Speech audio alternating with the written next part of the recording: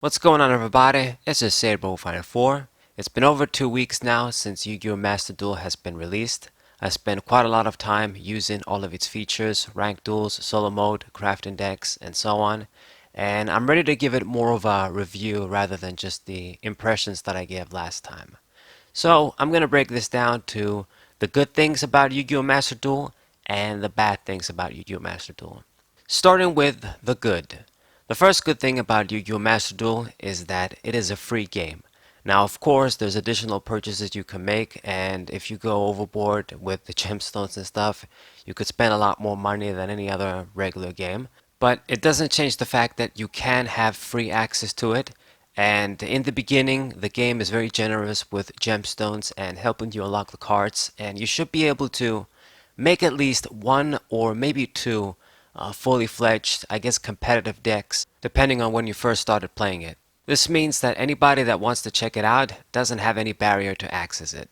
And speaking of good access, another good thing about the game is that it's available essentially everywhere, from the PlayStations, the Nintendo Switch, on PC through Steam, and it's gonna come to mobile devices too, like if you want to play it on your phone, I suppose. So you're more than likely to have at least one device that's compatible with it, so you can try it out. And the other good thing is that if you want to play it on the PlayStation and then play it on the PC and what have you, you can set your account so that the data is shared on all of your platforms. So that's another nice option. The third good thing about Yu-Gi-Oh! Master Duel is all of the cool lore and little stories you can learn if you play the solo mode. And if you're interested in Yu-Gi-Oh! Archetypes and their lore, a lot of the information there isn't available anywhere, I believe. So you can get that information, get that lore on your favorite Yu-Gi-Oh! Archetype, accompanied by some good artwork and some nice music too. The solo mode is also nice as it allows you to play against the computer. So for those casual players that don't want to worry about competing in ranked duels and stressing over stuff like that, you can just play against the computer over and over, build your decks and test them against it. Because of all the chapter archetypes in solo mode, the computer can use a big variety of different decks itself. So even if you just play in solo mode casually, you'll have a lot of different decks to play and test against when you build your own decks. So even if you don't play ranked duels, you have a lot of variety to fight against in solo mode. And then for number 4, it's just a few minor touches like the music. The music is pretty solid in this game. Not the greatest in the world like in other Yu-Gi-Oh games, I would say, but pretty good. And some of the animations and little Easter eggs too. Like for example, depending on the mate you have, like when you lose the duel, for me, Sangan, starts crying, and that's pretty funny. And all those little touches like that. Okay, and now that I'm done with all the good stuff, we have a bunch of bad stuff to mention about this game. The first bad thing, that it's actually a major flaw in my opinion if this game is to be taken seriously, is the fact that you can't auto chain when you want. The game needs to prompt you for you to chain a card, and if it doesn't prompt you, you can't chain. So most of the cards that can activate in the standby phase, they're going to get automatically prompted for you if you want to activate them. But a lot of things like Waboku, or another good example that I captured on footage too, is D Hero Dystopia. Couldn't chain his effect on the standby phase if I wanted to. I have to wait until my opponent does something in the main phase or plays a card, and then the game prompts me if I want to chain his effect during my opponent's turn and destroy a card. So it's these little things, and there's other examples too, and it's a major flaw. Like the game needs to have some sort of way for you to hold the button, like in Dev Pro or even in the Attack Force PSP Yu-Gi-Oh games. You could do that. You could hold like X, and the game would give you the opportunity to chain and activate a card if you want to. This is the biggest thing for me because I see it as a gameplay flaw. Maybe for some people this is minor and it's not really going to affect them, but if you're a serious Yu-Gi-Oh player, all of these little things do matter in a game that's supposed to be a platform for competitive Yu-Gi-Oh. The second bad thing about this game is that it doesn't have the option to play match duels. You can only play single duels. Once again, if this is supposed to be a platform for serious competitive Yu-Gi-Oh online, then of course we need to have the ability to play matches, use side decks, and this is how real full games are played. In singles, you could have some bad luck and your opponent just finish you off, you get a bad start or whatever, or they get some sort of nut opening and they log you out, you can't really do shit. Or just sometimes your deck isn't good against their deck, and this is where the side deck comes in these situations. The side deck a lot of the times is even more important than the main deck. I believe this is something they will eventually implement. It's important to note that this game is still pretty new and is going to get a lot of updates in the future. But it's definitely something that they need to fix if this game is to be taken seriously as an alternative platform for competitive Yu-Gi-Oh! Number 3 is just a few more minor things when it comes to gameplay in duels. For example, I don't like the fact that I have to manually draw a card and it doesn't draw automatically like in Dev Pro or in the PSP games once again. I mean, even in any Yu-Gi-Oh game you can think of on the Game Boy Advance and stuff, there was the option, or it was automatic, that you draw the card on your draw phase. So I don't know why they made you manually have to draw the card. That sucks. Animations too. I don't mind them too much, but I guess it would be nice if we had the option to get rid of more animations so the game can run faster. You have the option to turn off animations when it comes to like these special summons like Synchro, Exceed, Pendulum, stuff like that. But I believe that's it.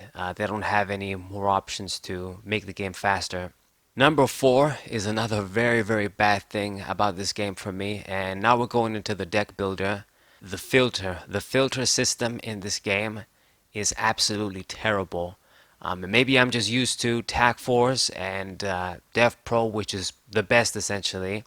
But for a game like this that's supposed to be the top game, to be taken seriously by competitive players and what have you, and that's going to have all of the cards essentially and add even more cards as they come, the filter is absolute shit.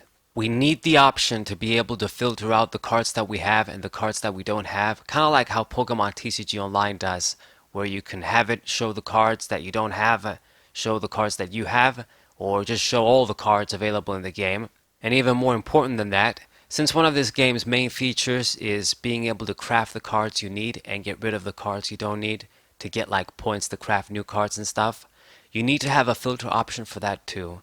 Like if I want to see all of my cards that I have more than 3 copies of, that I want to just get rid of to get points to craft new cards, I need to be able to have a filter option. I can't just scroll through the entire card library, all of the cards that I unlocked, and try to find, okay, this card I have 2 of, this card I have 4 of, okay, this we get rid of, okay, moving on to the next one, the next one.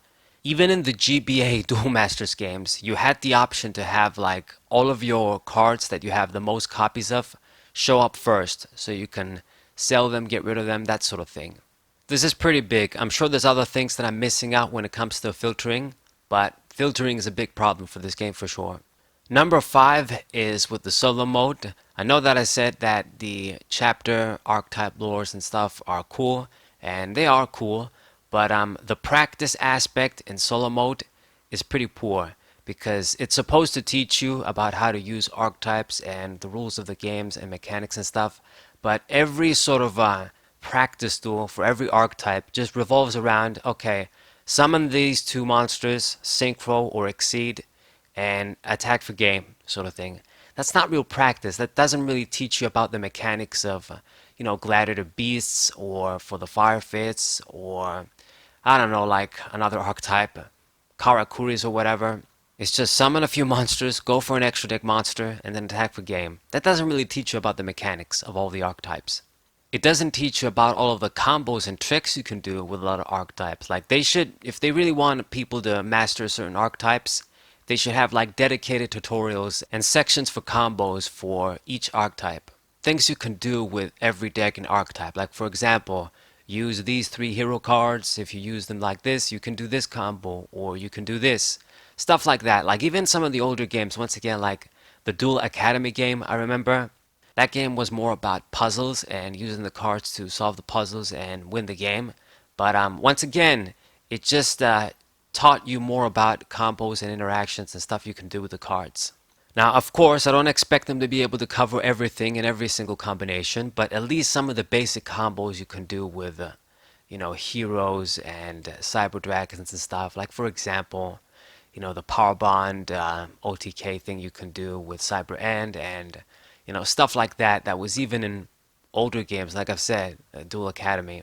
Okay, and then the last thing that's really bad about this game, and a bit unfortunate, is the fact that it's an online game only.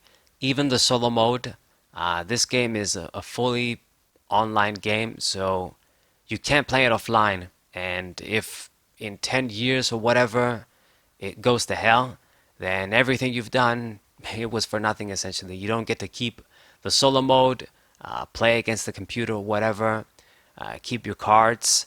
I mean, I would imagine when that happens, like they would give you the option to transfer your cards and stuff in like the new game, like what they're gonna do with Pokemon TCG Live going to live.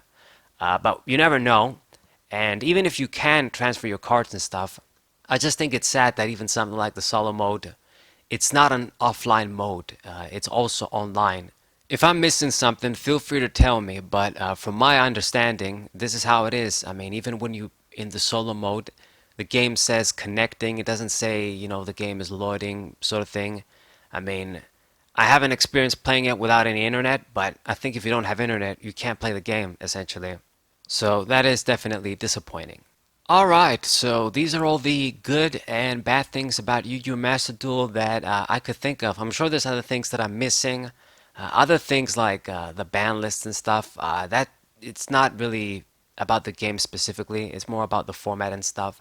So I didn't want to touch on things like that. I wanted to talk about the more technical things that are centered around the actual game, not the Yu-Gi-Oh! Format and ban list itself. Regardless of all the faults that I mentioned, I'm still playing the game and enjoying it for the most part. It's just that I hope that they do improve it in the future and especially integrate some of the important things that I mentioned, like better chaining, being able to play matches and stuff, and even little things like auto drawing would be good. Other more important things like the filter system and deck building, they definitely have to fix that. And I guess the other stuff that I mentioned in solo mode, that's more of a bonus thing if they want to do that. I'm sure they'll add more chapters into that mode that you can unlock as new stuff is going to come out. But anyways, this is what I think about the game so far. You guys can tell me in the comments if you agree, if you disagree, if you think I forgot anything important that's good or bad about the game. And I'll see you guys next time. Subscribe, leave a like, share this video with your friends. Say it, Roll 4. What's up?